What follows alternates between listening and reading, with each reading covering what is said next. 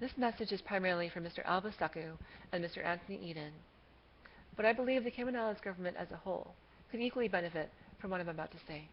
Mr. Suckoo, while you claim to have experienced discrimination yourself, and you being a Caymanian and a person of color, I can imagine you have, I sincerely doubt you've experienced the kind of trauma, violence, ostracism, depression, self-hatred, and incredible struggle that so many of our LGBT people have. I understand you can't empathize with us because of that, and so to you, our problems may be of little importance, a non-issue, so to speak. After all, there are far more pressing matters to tend to, right?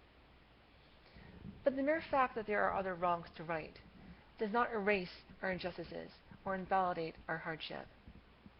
In fact, the reality of the issue at hand is likely far more grim than you can ever comprehend. LGBT people worldwide are statistically at far greater risk of discrimination, violence, rape, or even murder.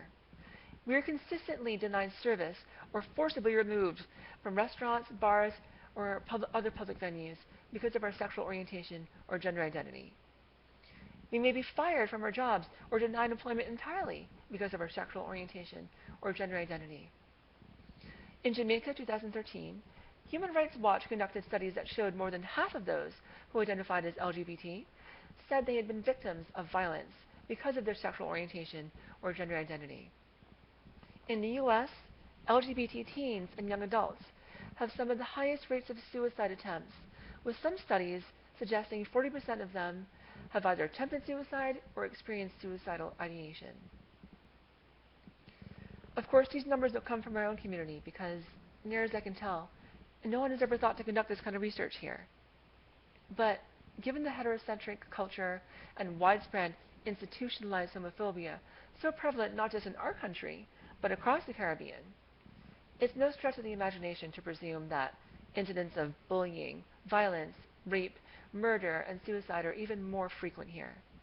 The only reason you don't hear of these stories within your own community is because the people who have been at the center of them have grown accustomed to living in the shadows out of fear, a fear that has marginalized us and driven us largely underground. All of that aside, if only one person were to be the victim of domestic abuse or workplace harassment, or denied medical care on the basis of their sexual orientation or gender identity, would you not aid them in their time of need, given the chance? Or would you instead turn to them and apologize for your inaction because there were more important issues to address? Now, I'm not suggesting you be the Good Samaritan to any and all who come to you with their problems, but you have recently been given the opportunity to effect real change for that one person, plus countless more.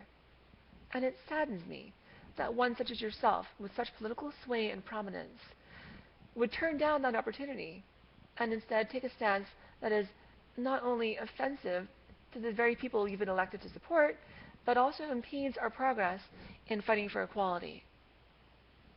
Personally, I see my recent appearances on public radio and television as my opportunity to do our country and its citizens, residents, and visitors a great service by being the voice and the face that our people have been without for too long.